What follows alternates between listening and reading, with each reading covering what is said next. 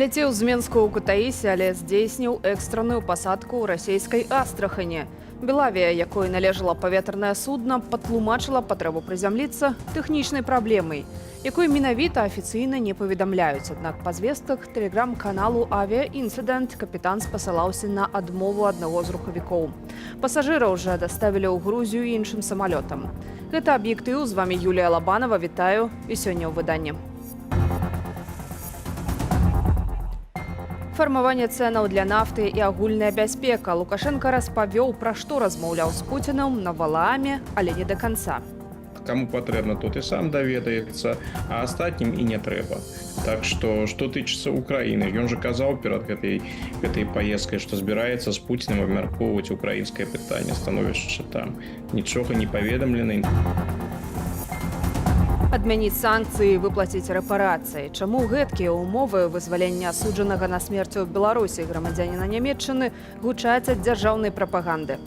Сам по себе этот преступ – это как бы поднимание ставки в торгах.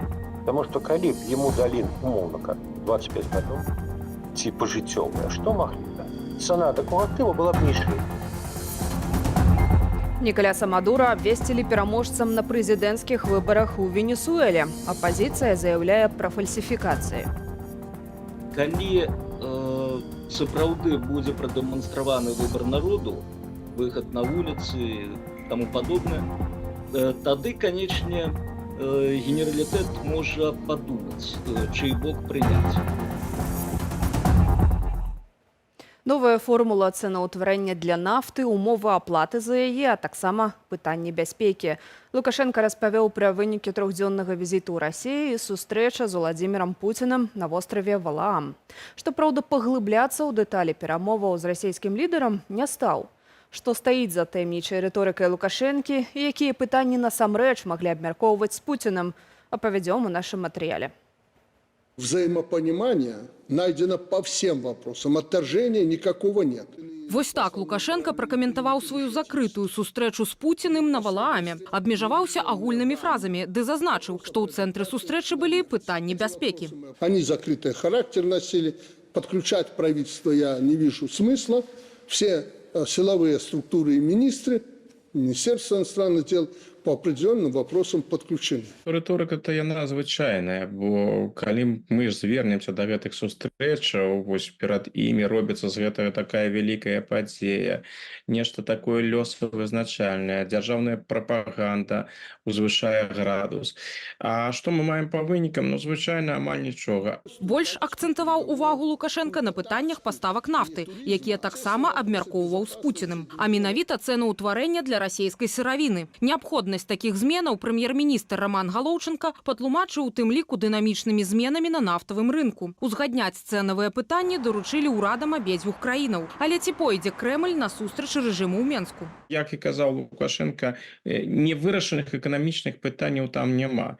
Можа, Лукашенко атрымлівае не ўсё, што ён жадае, але Расія, падаецца мне, зараз паводзіць сябе на гэтым накірунку спакойна. Ім патрэбна лукашэнкаўская лаяльнасць, яна куды больш важная, чым усе гэтыя цэны на нафту, газ і ўсё іншае. Аднак на парадку дня нядаўняй сустрэчы на Валааме маглі стаяць і тыя праблемы, наконт якіх Пуцін дагэтуль не можа дамовіцца з Лукашенком, мяркуе расійскі апозіцыйны палітык Леонид Гозман. Это аннексия Беларуси. Путину, очевидно, очень хочется аннексировать вашу страну, стать собирателем земель русских, чтобы Беларусь вошла в состав России либо там несколькими областями, либо там еще как-то. Ну, а заодно уже и заставить вас тоже воевать.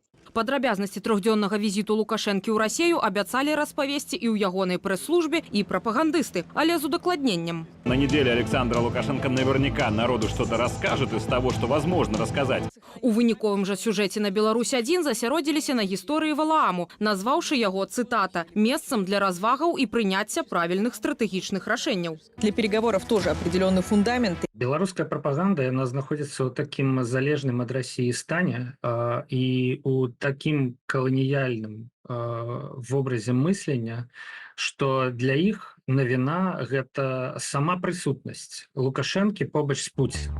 І побач з Пуціним Лукашенка выглядаў падцягнутым ды поўным здароўем, але толькі на фотаздымках, зробленых ягонаю прэс-службай. На кадрах жа апублікаваных Крамлём ён глядзеўся ўжо не так прэзентабельна. Але чаму Лукашенку ўсё часцей рэтушуюць на афіцыйных здымках? Лідар мусіць выглядаць лепш, чым ён выглядае насамрэч. Што вось такім ягоны электарат прыняць ужо не можа звязваць з ім вось такім натуральным выглядзе нейкія гаранты на сваю светлую і шчаслівую будучыню. Сваю справу ў замежных візітах Лукашенка падчас сённяшняй нарады назваў коротка «адкрыць акно», а ўсю іншую адказнасць усклаў на чыноўнікаў. Маўляў, турыстычных паездак быць не павінна. Пуцін жа сёння распарадзіўся падпісаць дамову наконт аб'яднанага энергарынку Беларусі і Расіі.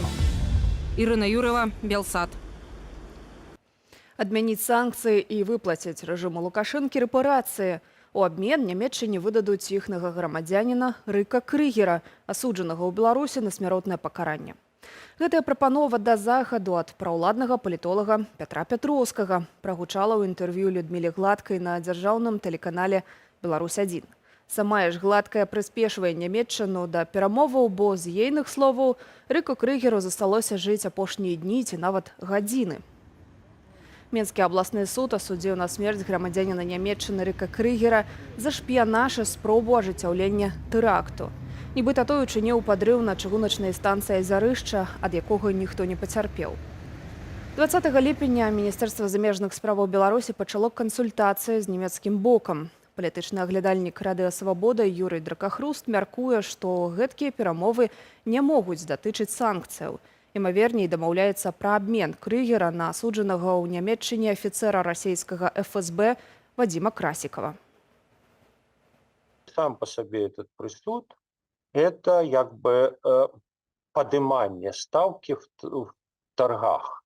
Потому что коли б ему дали, умовно как 25 годов, типа житевые, что могли бы? То як актыў для абмену, як не цынічна гэта гучыць адносна чалавека, но тым не менш, цана такого актыва была б ніжэй. Ну, а немцам, посадили.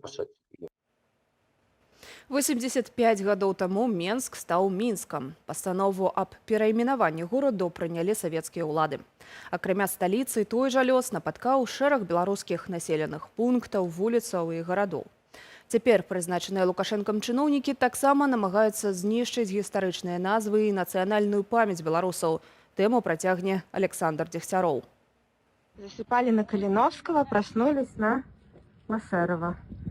В Кобрине переименовали улицу. Все дома вот наши уже Машерова. Амаль месяц, як кобрынцаў пазбавілі вуліцы Каліноўскага. А летась у горадзе Свіслач на Гарадзеншчыне змянілі назву гімназіі Каліноўскага. Яна цяпер носіць імя падпольшчыцы Праскоўі Васіленкі. Перайменаванне пагражае сталічнай вуліцы Каліноўскага. Пра такую магчымасць казаў прапагандыст Вадзім Гігін. А ў траўні арганізацыя «Движение Союз» направіла адпаведны зварот у палату прадстаўнікоў. Гэта проста чарговая хваля, якая знішчае ўсё тое, што злучае беларускую нацыю з нашай гісторыяй, з нашымі героямі.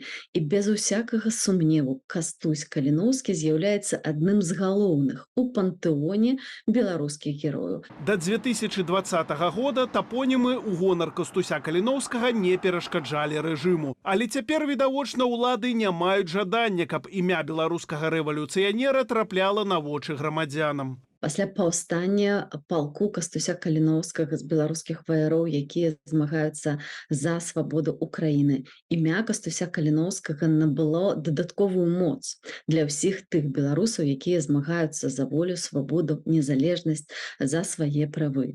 Лукашэнкаўскім чыноўнікам ёсць з каго браць прыклад у знішчэнні гістарычных назваў і памяці беларусаў. У 1939 годзе на фоне русіфікацыі Менск перайменавалі ў Мінск. Гэта адбылося акурат 29 ліпеня. Хваля саветызацыі змяніла назвы вуліцаў і гарадоў па ўсёй краіне. Горадню пачалі называць Гроднам, Берасце, Брэстам. Горад Койданава, вядомы яшчэ з часоў Кіеўскай Русі, назвалі Дзяржынскам. І гэта толькі адзінкавыя прыклады.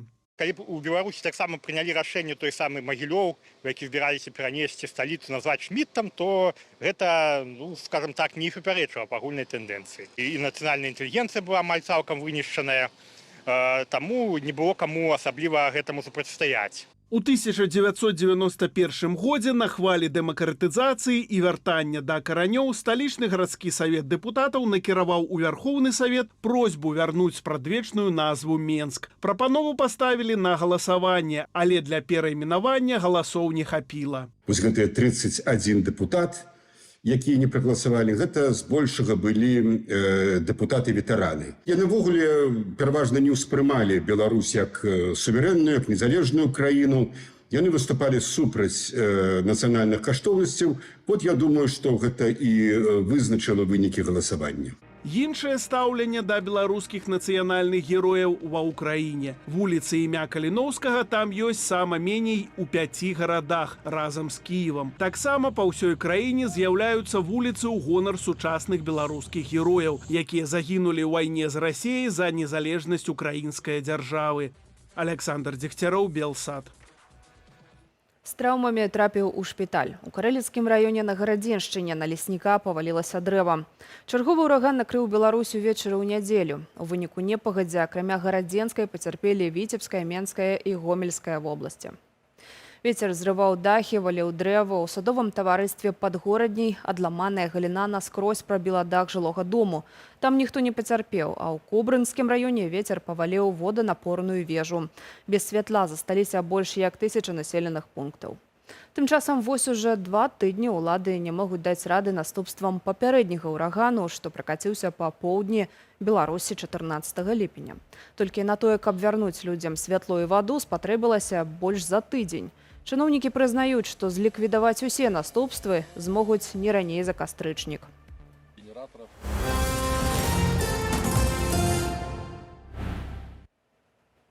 Пераабраны на 3-й тэрмін. У Венесуэле пераможцам на прэзідэнцкіх выбарах абвясцілі Нікаляса Мадуро. Калі інаўгурацыя адбудзецца, палітык будзе кіраваць краінай да 2031 года. Павіншаваць свайго хаўросніка спяшаўся Лукашенка, у той час як лідары іншых краінаў заявілі, што не прызнаюць афіцыйных вынікаў выбараў. Пра фальсіфікацыі цвердзяць і венесуэльская апазіцыя. Што адбываецца ў краіне цяпер, Кацярына Гардзеева. Жыхары Венесуэлы падтрымалі курс на пабудову сучаснай незалежнай дзяржавы, у якой народ можа самастойна вызначаць свой лёс. Такімі словамі Лукашенка павіншаваў Нікаляса Мадура з перамогай на прэзідэнцкіх выбарах. Паводле афіцыйных звестак Мадуро набраў крыху болей за 51% і апярэдзіў апазіцыйнага кандыдата на 7%. Это подлог. Были многочисленные нарушения, о них говорилось в ходе уже весь вчерашний день, что наблюдатели от оппозиции не допускали на участке, что многие участки закрылись без того, чтобы по закону, как положено по закону, предоставить оппозиции, наблюдателям от оппозиции копии протоколов. Асноўны канкурэнт Мадура, дыпламат Эдмунда Гансалес, заявіў, што вынікі сфальшываныя. Шматлікія апытанні, праведзеныя перад афіцыйным галасаваннем, паказвалі. Галасы за апазіцыю планавалі аддаць амаль 60% венесуэльцаў. Падтрымка Мадура складала толькі каля 12%. Нязгодныя з афіцыйнымі вынікамі выбараў венесуэльцы зночы выходзяць на вуліцы Каракасу. Мы змагаліся з гэтай дыктатурой 25 гадоў. Мы патрабуем ад міжнароднай супольнасці дзеянняў. Сёння паражэнне нікчэмнага дыктатара Нікаляса Мадура зрабілася відавочным. Хопіць, сёння мы хочам, каб Венесуэла была свабоднай і паважала рашэнне народу. Слава мужным асобам, якія выйдуць абараняць свае правы. У пошуках падтрымання адна з лідарак венесуэльскіх дэмакратаў, Карына Мачада, звярнулася да прадстаўнікоў сілавога блоку краіны. Звяртаюся да вайскоўцаў. Народ Венесуэлы сказаў сваё слова. Ён не хоча Мадура. Час стаць на правільны бок гісторыі. У вас ёсць шанец зрабіць гэта проста зараз. Сілавікі ж, прынамсі пакуль, застаюцца на баку Мадура. Вайскоўцы атрымалі доступ да разнастайных схемаў кантрабанды, наркатрафіку і гэтак далей. канечне, якія прыносяць вось гэты доступ прыносіць вялікія дывідэнды. І прапаноўваць адмовіцца ад гэтага, ну, гэта такі не надта ўдзячны занятак. Эксперты зазначаюць, сёлетняя кампанія венесуэльскага лідара нагадвае лукашэнкаўскую узору 2020 года. Мадуро, як і Лукашенка, перад тым зачышчаў палітычнае поле ад канкурэнтаў. Пасля хвалі гучных арыштаў за кратамі апынуліся 3 міністры, шэраг бізнесоўцаў і актывістаў. Мадуро пошел на выборы, так же, как и Лукашенко, будучи абсолютно уверенным в том, что они власть удержать сумеют, что у них есть рычаги контроля над тем, кто как считает и кто как объявляет выборы, результаты выборов. Но, как и в случае в Беларуси, то оказалось, что люди с этим как раз и не согласны. Апрача палітычных рэпрэсіяў, апазіцыя вінаваціць Нікаляса Мадуро ў моцным эканамічным крызісе. З 2013 года, першага прэзідэнцкага тэрміну палітыка, нафтаздабыча ў краіне абрынулася з 2,5 мільёна барэляў на сотні да 800 тысяч. Нястача сродкаў справакавала гіперінфляцыю. У 2018 годзе яна складала 1 мільён адсоткаў. Цягам 10 гадоў краіну пакінулі каля чвэрці жыхароў – 7 миллионов 700 тысяч. Экономическое положение в Венесуэле будет ухудшаться, и это значит, что массовая иммиграция из Венесуэлы будет продолжаться. А это проблема всех соседних стран. И я думаю, что венесуэльская оппозиция и те, кто за нее голосовал, они ждут, какова будет международная реакция. Эканамічны крызіс узмацняюць санкцыі ЗША, уведзеныя супраць нафтавай галіны краіны. Раней афіцыйны Вашынгтон выказваў гатовасць змягчыць абмежаванні, калі сёлетнія выбары пройдуць празрыста. Раніцай ж дзяржсакратар ЗША Энтоні Блінкен выказаў занепакоенасць, што абвешчаныя вынікі не адлюстроўваюць волю народа. Падаецца, пакуль змягчэння нафтавых рэстрыкцыяў краіне чакаць не даводзіцца. Кацярына Гардзеева, Белсат. Беларуская Аліна Змушка прабілася ў фінальны алімпійскі заплыў на дыстанцыі 100 метраў брасам. У паўфінале 27-гадовая спартоўка, якая выступае ў Парыжы ў нейтральным статусе, паказала вынік 1 хвіліна 6,37 секунды. Гэты вынік стаўся 5-м у паўфіналах, а заадно новым асабістым рэкордам Аліны і рэкордам Беларусі. Фінальны заплыў у барацьбе за алімпійскі медаль чакае Аліну Змушку сёння ўвечары. Таксама свой выступ на Алімпіадзе ў Парыжы сёння распачала іншая беларуска, чэмпіёнка Еўропы Настасія Шкудрай. Яна не змагла патрапіць у паўфінал на дыстанцыі 100 метраў на спіне. Наперадзе ў беларускай плаўчыхі старт на удвая большай дыстанцыі. Ініцыятыва, што паказала згуртаванасць і салідарнасць беларусаў. Год таму адбыўся марафон дзеля збору сродкаў для палітвязняў і іхных сем'яў. Чым гэты дзень быў важны для дэмакратычнай супольнасці і куды пайшлі сабраныя ахвяравання? Наста Печанькова. Приятно вспоминать этот успешный проект. Гэтак Вольга Гарбунова ўзгадвае пра марафон падтрымання палітвязняў. Год таму беларусы голасна заявілі: нам не ўсё адно, сабраўшы больш як 500 000 еўро дапамогі. Мне кажется, мы сделали просто уникальное фандрайзинговое мероприятие с огромным количеством сопричастных сторон, с тысячами белорусок и белорусов, которые поддержали этот марафон в виде доната, в виде просмотров. 100 000 еўро столькі першапачаткова арганізатары марафону разлічвалі сабраць цягам 38 гадзінаў. Прапанова Светланы Тихановскай для іх сталася неспадзяванай. Утром, в начале трансляции, Светлана Тихановская, которая пришла в студию «Обычного утра», она просто говорит: какие 100 000? Давайте соберем 500. И мы просто были в огромном шоке. Ашаламляльным стаў і тэмп ахвяраванняў. У асноўны дзень марафону яны прыходзілі кожныя 4 секунды. Самы буйны унёсак склаў 10 000 еўро, а самым папулярным донатам стала грашовая варыяцыя народнага артыкулу. Вось гэтыя донаты 23,34, а хтосьці зрабіў донат 233,4. Сабраныя грошы размеркавалі паміж 13 праваабарончымі ініцыятывамі і фондамі. Апошнюю выплату зрабілі сёлета ў траўні. На сёння 11 атрымальнікаў сродкаў марафону прайшлі аўдыт пад наглядам назіральнай рады, што склалася з прадстаўнікоў медыяў. Сябры Назіральныя рады не знайшлі нейкіх істотных памылак ці істотных нейкіх праблемаў у размеркаванні грашэй. Яны сапраўды былі накіраваны мэтава. Але без скандалу не абышлося. Палітолог Зміцер Балкунец звярнуў увагу на справаздачу фонду 21 траўня, на рахунак якога прыходзілі ўсе данаты. Ён заўважыў, што згодна з дакументам 155 тысяч еўро пайшлі на адміністрацыйныя выдаткі, тады як арганізатары запэўнівалі, што сабраныя сродкі прызначаныя выключна для дапамогі. У фонде патлумачылі, адбыўся тэхнічны сбой. Наша бухгалтерская фирма, она совершила просто маленькую техническую ошибку и не в ту строчку вписала одну сумму с марафона, а вписала в другую. Мы на прошлой неделе, так же, как и все фонды инициативы, которым мы перечисляли деньги, прошли проверку, показали свой единый кошелек, в котором все суммы были показаны, что переведены инициативам, фондам и организациям. Деньги на административные расходы с этой суммы не выделялись. Словы дырэктаркі фонду пацвярджаюць і прадстаўнікі назіральнай рады, якія зладзілі дадатковае правяранне датычнай бухгалтарскай памылкі. Паводле праваабарончага цэнтру «Вясна» цяпер у краіне 1378 палітычных вязняў, а колькасць асуджаных паводле палітычных матываў, якім патрэбная дапамога тых, хто на волі, значна большая. Таму арганізатары марафону салідарнасці анансуюць другі збор ахвяраванняў, які пройдзе ўжо гэтай восенню. Настя Печанькова, Белсат.